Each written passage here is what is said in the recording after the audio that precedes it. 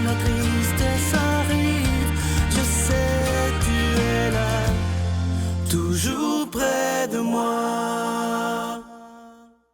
Bon mardi, bienvenue dans votre émission La Victoire d'amour. J'espère que vous allez bien, qu'on se prépare à vivre une très, très belle journée. Comme on le fait à tous les mardis, on rejoint notre amie Brigitte Bédard.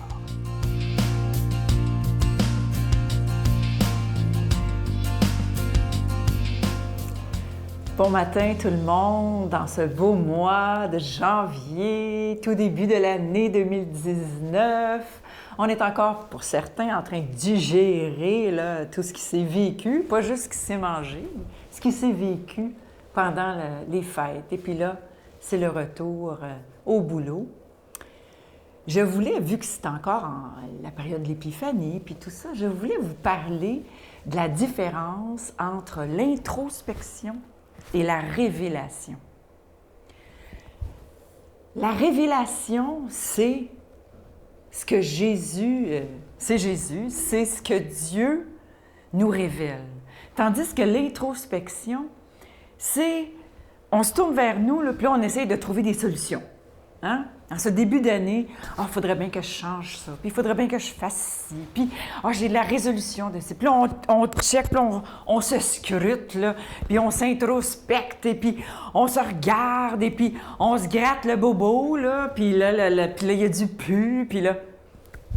Prenons donc comme résolution cette année de nous tourner vers le Seigneur pour attendre sa révélation. Lui, il va nous dire, puis il va nous faire faire, là, c'est nous qui allons faire, mais il va nous inspirer à faire des choses.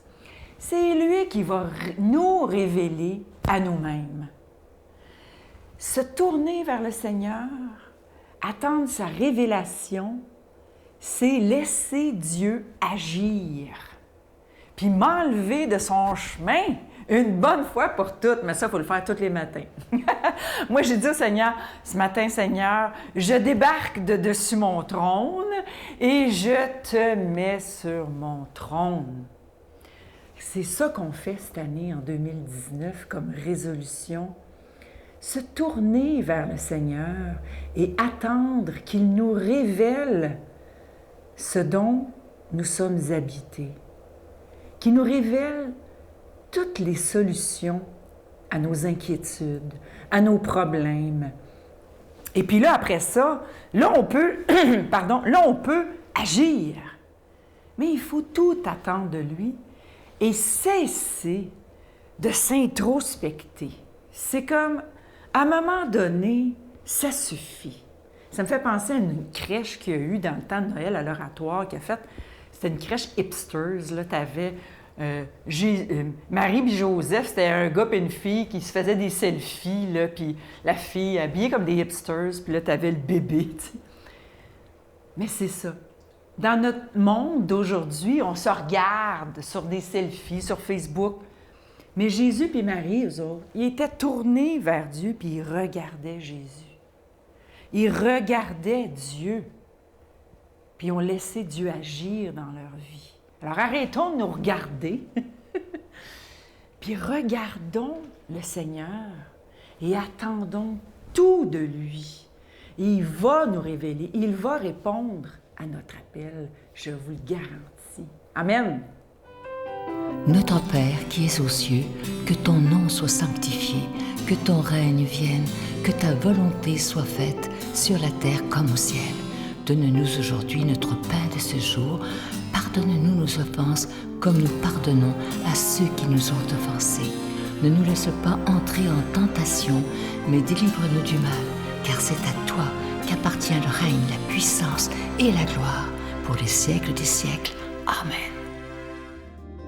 La Victoire de l'amour vous invite à sa retraite spirituelle les 17, 18 et 19 mai 2019 sous le thème « Si vous saviez comme je vous aime, vous en pleureriez de joie ». En compagnie du Dr Gilles Lapointe, Sœur Angèle, Brigitte Bédard, Marie-Jeanne Fontaine, Miguel Padilla et Sylvain Charon. Nous aurons droit à un magnifique spectacle d'Étienne Drapeau le samedi soir.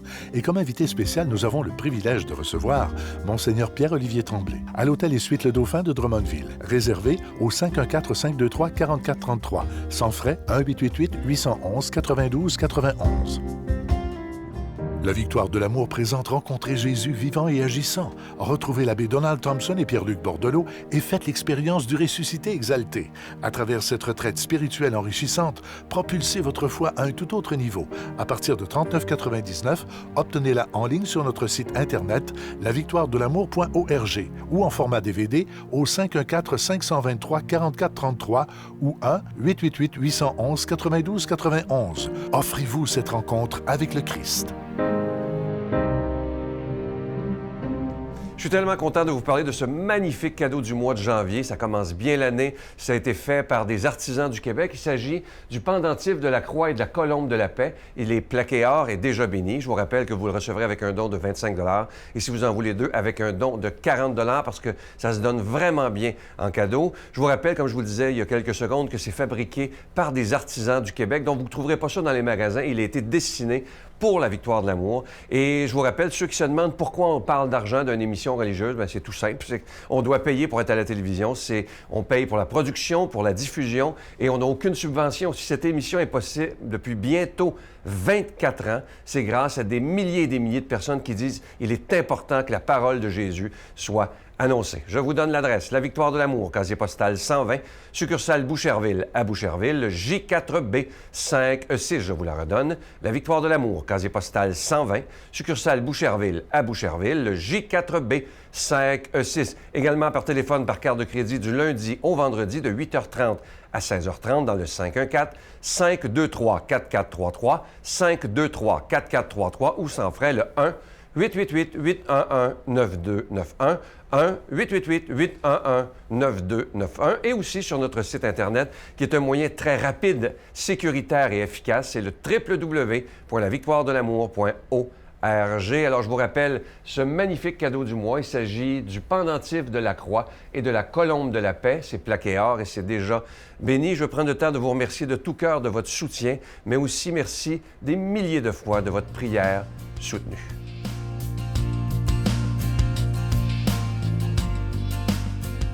Mon Dieu, donnez-moi la sérénité d'accepter les choses que je ne peux changer, le courage de changer les choses que je peux et la sagesse d'en connaître la différence.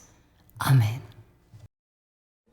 Aujourd'hui, la parole de Dieu est proclamée par quelqu'un qu'on apprécie beaucoup, l'abbé Éloi Giard.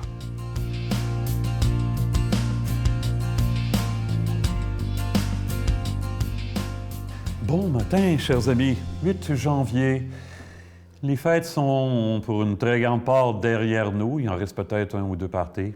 Je me souviens de quelqu'un qui avait dit spontanément « Les fêtes sont passées, bon débarras ». Il y a peut-être plus de monde qui signerait ça qu'on le croit, que pour plus de gens qu'on croit pour qui les fêtes, c'est pas des fêtes. C'est une épreuve qui ressentent leur solitude, leur souffrance de manière plus vive que d'habitude. Bien, aujourd'hui, c'est l'évangile de la multiplication des pains. On va se mettre ensemble, assurer que Jésus est capable de multiplier les grâces, l'air de rien, autour de nous, pour que ce soit la fête, en quelque part, chaque jour. On est dans l'Évangile de Marc.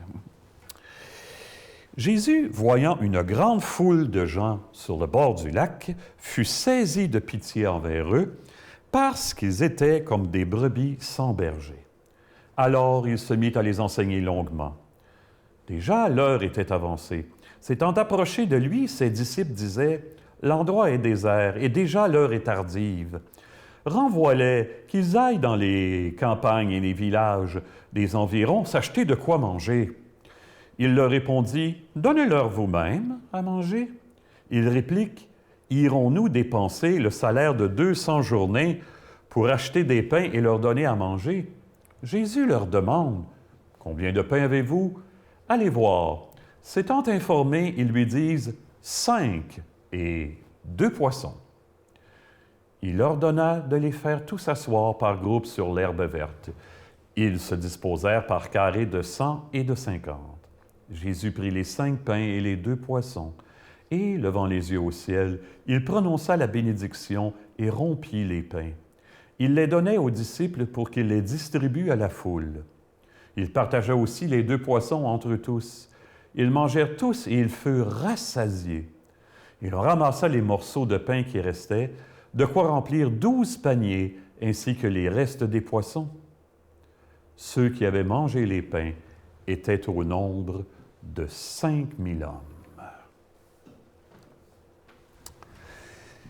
Au début de l'année pastorale, au mois de septembre l'année passée, j'étais présent à la première rencontre de la communauté du Cursillo dans ma paroisse. Il y a une belle communauté de Cursillo dans ma paroisse. C'est un mouvement de ressourcement et d'engagement dans l'Église. Dans mon diocèse, ça fonctionne encore bien, le Cursillo, même très bien. Un confrère qui met beaucoup d'énergie, qui est responsable. Alors, à la première rencontre, les responsables de la communauté, à un moment donné, nous ont demandé de penser à une qualité qu'on voulait apporter à la communauté pour l'année. Et on l'écrivait sur une petite valise, puis on l'épinglait sur le mur, là. Et moi, il ne m'est pas venu de qualité spéciale. J'ai dit aux gens, je ne sais pas si vous allez considérer ça comme une qualité, mais moi, ce que j'ai le goût d'apporter, là, cette année, c'est que je suis un affamé de Dieu. Ça me dévore. Physique, de la nourriture très physique aussi, bien sûr, la nourriture de tous les jours. Faites-moi confiance, je suis capable de manger. Mais j'ai surtout très faim de Dieu. Jésus voit la faim terrible de toutes les faims dans le monde, hein? Mais en quelque part, la faim spirituelle n'est pas moins urgente parce que, pour Jésus, si nous sommes capables de nous ouvrir à lui, le pain va se multiplier comme miraculeusement au milieu de nous. Savez-vous que Marguerite Douville, fondatrice des Sœurs de la Charité, avait ouvert sa maison à Montréal, des femmes données, du matin jusqu'au milieu de la nuit pour les pauvres. Et un matin, alors qu'on manquait de ressources, dans la cave, on avait découvert des jarres d'huile, des jarres de vin, de farine, et c'était barré. C'était apparu là comme miraculeusement. On ne sait pas comment ça avait pu se rendre là. Curieux, hein? Alors, comment donner à boire pourtant à des gens autour de nous qui n'ont ni à boire ou à manger, à des gens qui, par rapport à Dieu, semblent n'avoir ni faim ni soif? Bien, en faisant boire et manger quelqu'un qui se délecte de la parole de Dieu à côté d'eux. Une âme, ça s'allume à une autre âme. Hein? Mais là, on est questionné, hein?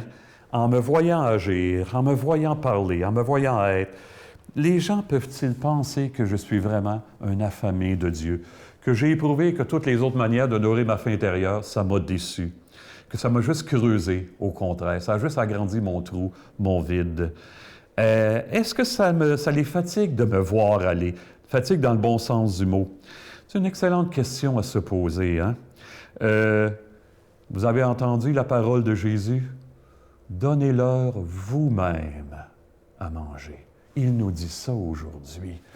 Est-ce que par ce que je suis, je vais aider l'autre à remplir son vide, à lui donner à manger?